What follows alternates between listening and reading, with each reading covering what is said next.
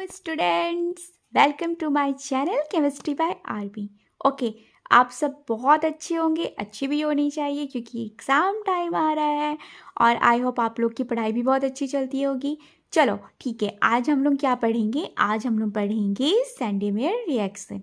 अब देखना, समझना बात को, ये रिएक्शन क्यों आया और किस लिए आया?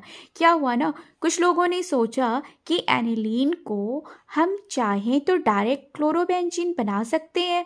तो कुछ साइंटिस्ट बोले कि अरे भाई ऐसे पॉसिबल नहीं है। क्यों नहीं पॉसिबल है?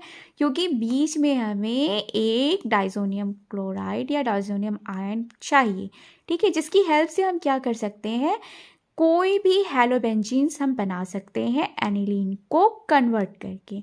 ठीक है, तो अब थोड़ा सा जान लेते हैं कि एनिलीन क्या होता है। ठीक है, एनिलीन देखो, ये जो एमीन ग्रुप है जो उससे अटैच है, इसे हम लोग कहते हैं, बेंजीन से अटैच है ना, इसे हम लोग कहते हैं एनिलीन कहते हैं।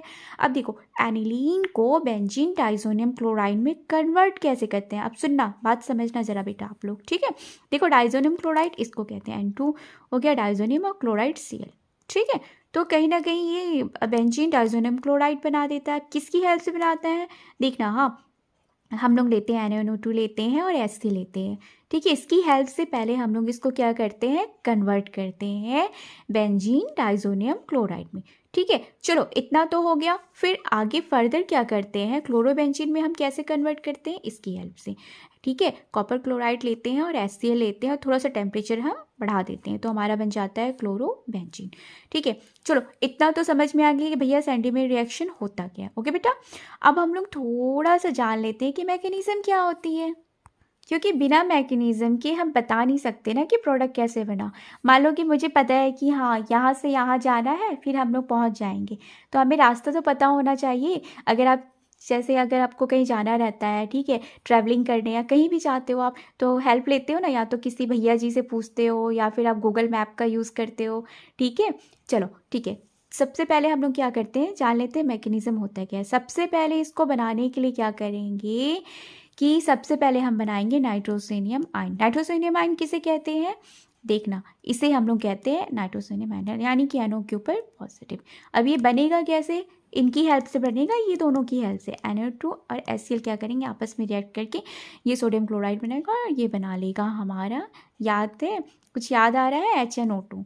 ठीक है, इसको हम लोग फर्दर ऐसे भी लिख सकते हैं, सुंदर से प्यारा सा। ठीक है, फिर हम क्या करते हैं कि ये वाला देखना, हम लोग एलिमिनेशन रिएक्शन में पढ़े थे ना, कैसे OH जहाँ रहता था उसको हम लोग OH2 के कन्वर्ट करके, मतलब वाटर में कन्वर्ट करके उसको मतलब एलिमिनेट कर देते थे। सेम ऐसे क्या करेंगे, हम लोग यहाँ से H+ देंगे। H+ ये कहाँ से आया, HCl से आया। ठीक है, अंडरस्टूड।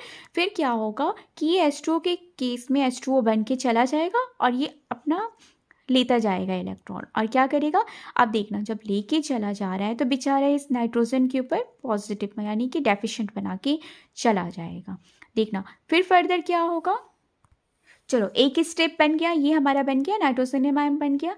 ठीक है, और ये इसका बिहेवियर कैसा है, बेचारा गरीब टाइप का है। ठीक है, इलेक्ट्रॉन डेफिशिएंट है। और ये जो हमारा एनिलीन है, या इस नाइट्रोजन के ऊपर ऑलरेडी देखो ये लोन पेयर है, तो लोन पेयर है मतलब इलेक्ट्रॉन रिच है। ये क्या करेगा, डायरेक्ट जाके इसके ऊपर अटैक कर लेगा। ठीक है, मतलब इससे अटैच हो जाएगा। जब ये इससे अटैच होगा तो ये बन जाएगा कुछ इस तरह से। ठीक है, फिर फर्दर क्या होगा, फिर फर्दर ये होगा कि ये नाइट्रोजन बेचारा बोलेगा भाई हमें तो मेरा लोन पेयर चाहिए, तो बोलेगा ये हाइड्रोजन क्या करेगा, धीरे से खिसक लेगा। ठीक है, खिसक लेगा। ठीक है, तो देखो बेटा, फिर यहाँ क्या बन गया, देखो नाइट्रोजन के ऊपर बेटा ये लोन पेयर आ गया, और ये कुछ आपको इस तरह से, ये जो पॉइंट ये लग रहा है आपको, ये टॉटोमराइज हो जाएगा। यस, ये हो जाएगा, और ये टॉटोमराइज होके बन जाएगा इस तरह से।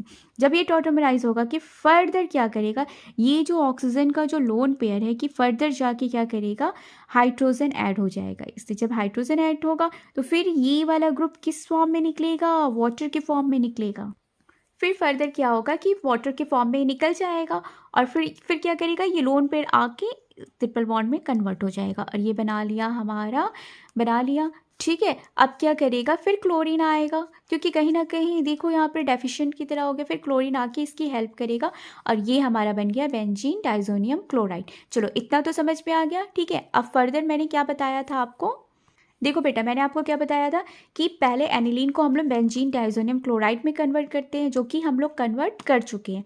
अब हम लोग को क्या करना है, कॉपर क्लोराइड और HCl की हेल्प से हम लोगों को क्लोरोबेंजीन बनाना है। अब यहाँ से यहाँ की कहानी समझ में आ गई, मैकेनिज्म समझ में आ गया। अब यहाँ से यहाँ की कहानी समझने के लिए हम लोगों को मिलना पड़ेगा कॉपर क्लोराइड से। अब देखो ये कॉपर क्लोराइड क्या करेगा, ठीक है, देखो ये क्या करेगा, ये क्या करेगा आपका, जो कि क्यूप्रस कॉपर की तरह बिहेव करेगा। ठीक है, कैसे बताती हूँ। क्यूप्रस कॉपर की ये पावर होती है कि वो क्या करता है, ये इसको क्या करेगा, पहले तो देखो इसको बना देगा डाइज़ोनियम आयन। और जो क्यूप्रस कॉपर की ये पावर होता है कि वो उसको रिड्यूस कर देता है, पता है किसमें, अराइल रेडिकल में। ठीक है, क्यूप्रस कॉपर का ये पावर होता है। ठीक है, और इस दौरान जो भी इन्वॉल्वेशन होता है, एक इलेक्ट्रॉन का ट्रांसफ़र का मतलब 1 इलेक्ट्रॉन का ट्रांसफ़र होता है। ठीक है, और ये पूरा रिएक्शन कहीं ना क्या करता है कि इस फॉर्म में कभी वो ऑक्सीडेशन, कभी वो क्या करता है कि कॉपर जो होता है सबसे पहले क्या करता है, रिड्यूसिंग एजेंट की तरह बिहेव करता है, फिर फर्दर किस में चेंज हो जाता है, ऑक्सीडाइजिंग एजेंट में। ठीक है, और ये रिएक्शन कहीं ना ऑक्सीडेशन और रिडक्शन का भी रोल प्ले होगा। देखना ज़रा यहाँ पर कॉपर का ऑक्सीडेशन स्टेट यहाँ देखना 1 है। ठीक है, चलो यहाँ चलो 1 है, चलो यहाँ तो फुलफिल है। लेकिन जैसे ही इसने क्या किया, अराइल रेडिकल में कन्वर्ट किया, तो इसका देखो यहाँ पे ऑक्सीडेशन स्टेट हम निकालेंगे तो 1 आएगा, और यहाँ कितना आ रहा है, यहाँ आएगा हमारा 2 आ जाएगा। ठीक है, ओके। नाउ फिर अगर हम देखेंगे कि फिर इसमें देखना फिर क्या होगा, फिर यहाँ अगर हम देखेंगे तो यहाँ आप निकाल के देखना, तो यहाँ कॉपर का जो है कितना आएगा, ऑक्सीडेशन स्टेट 2 आएगा और ये 1 हो जाएगा। तो देखो इसमें कहीं ना कहीं जो कॉपर है पहले किसकी तरह बिहेव कर रहा है, रिड्यूसिंग की तरह, और फिर फर्दर जाके किसकी तरह बिहेव कर रहा है, ऑक्सीडाइजिंग एजेंट की तरह। ठीक है, चलो यहाँ तक तो क्लियर हुआ। ये लीजिए हमारा प्रोडक्ट भी बन गया।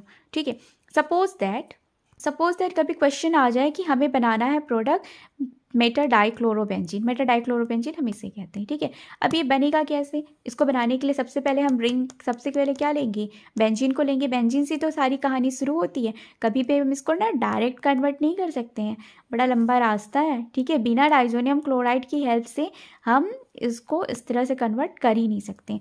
तो चलो समझते हैं आगे क्या होता है। सबसे पहले ये बेंजीन जो होता है HNO3 और H2SO4 के साथ, पता है ना, ये ऑक्सीडाइजिंग एजेंट होता है। अच्छा, एक टर्म और आता है वॉलेटाइल और नॉन वॉलेटाइल। आपको पता है ये बहुत ज़्यादा वॉलेटाइल होता है कंपेयर टू दिस वन। अगर कभी देखना वॉलेटाइल का अगर ऑर्डर देखा जाए तो सबसे ज़्यादा होता है HNO3 और उसके बाद होता है H2SO4। ठीक है, अब देखना तो फर्दर क्या हो जाएगा, रिएक्शन करके, मान लो मैंने यहाँ एक्सेस ले लिया, तो देखो 2 जगह ऐसे NO2 ग्रुप आ जाएंगे, 2 नाइट्रो ग्रुप आ जाएंगे।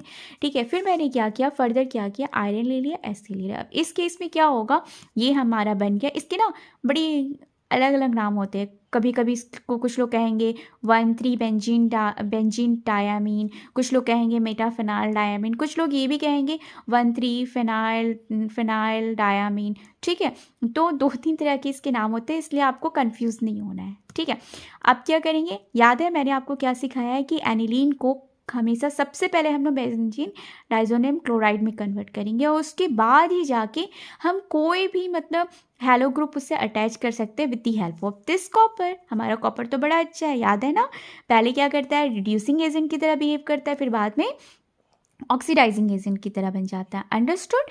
तो देखो होता क्या है, ठीक है, सेम हम लिए इन दोनों को फिर से। और एक चीज़ हमेशा याद रखना, जहाँ कहीं भी आपको NO2 और HCl दिख जाए और ये भाई साहब दिख जाए, तो याद रखना बेटा कि इस एनिलीन को किस में कन्वर्ट कर दिया है, पहले किस में कन्वर्ट किया है, बेंजीन डाइज़ोनियम क्लोराइड आयन में कन्वर्ट किया है, उसके बाद जाके ये क्लोरीन कहाँ अटैच हो गए हैं। ठीक है, आई होप आप लोग को समझ में आया हो। तो चलो चलते चलते अभी आप लोग को मैं होमवर्क भी देती हूँ। तो ये लीजिए, ये है आपका होमवर्क। ठीक है, यहाँ आपको क्या कर रहा है, एनिलीन ग्रुप है, हमने ले लिया NaNO2 और HCl। ठीक है, और यहाँ आपको A प्रोडक्ट बताना है, B प्रोडक्ट, ये तो अंडरस्टूड है, इसको देखते देखते तो आपको याद भी हो गया होगा। खैर याद नहीं करना, आपको समझना है। तो ये क्या बनाएगा, पहले डाइज़ोनियम क्लोराइड, ठीक है, उसके बाद फर्दर रिएक्शन होगा। अच्छा, इसको आप जानते हैं, ये नेफ्थलीन है, इसका नाम है बीटा नेफ्थलीन एमीन। ठीक है, क्योंकि एमीन ग्रुप इससे अटैच है। अब इसको क्या करना है, आपको बताना है इसका फाइनल प्रोडक्ट क्या बनेगा। थोड़ा सा ट्रिक में बता दे, ट्रिक नहीं हिंट दे देती हूँ। देखो कुछ नहीं होगा, इतना बड़ा स्ट्रक्चर देखिए, घबराने का नहीं, ठीक है। जैसे नहीं, अर्जुन क्या करता है हमेशा मछली की, जब वो निशाना लगाने जाता है तो उसके गुरु कहते हैं ना, मछली की आँख को देखो, मछली की आँख को देखो, तो ये समझ लो ये हो गया मछली का आँख, ठीक है। इस आँख को देखो, बस इसके साथ ही आपको सारा रिएक्शन कराना है। दैट मीन्स इसको किस में कन्वर्ट कर देंगे आप, बेंजीन डाइजोनियम क्लोराइड में, उसके बाद Cl आ जाएगा। बहुत सिंपल है, कभी भी इतने कॉम्प्लिकेटेड स्ट्रक्चर को देख के आपको डरना नहीं है, बस आप समझो कि आपको जो रिएक्शन है वो उसका मतलब मेन पॉइंट क्या है और कहाँ रिएक्शन होगा। रिएजेंट को देख के तो अंडरस्टूड हो जाना चाहिए कि एनिलीन के साथ ही सब कुछ, मतलब एनिलीन ही क्या है, मछली का आँख है, ठीक है।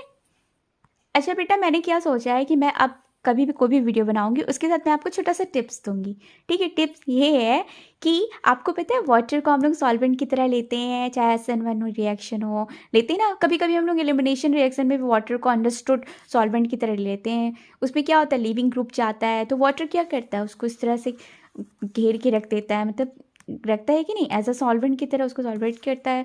तो कभी कभी क्वेश्चन पुटअप आ जाता है या दिमाग में आपके क्वेश्चन आता भी होगा, क्या सिर्फ वाटर कटायन को करता है कि एनायन को करता है। आंसर है ये दोनों को करता है, ठीक है। अंडरस्टूड।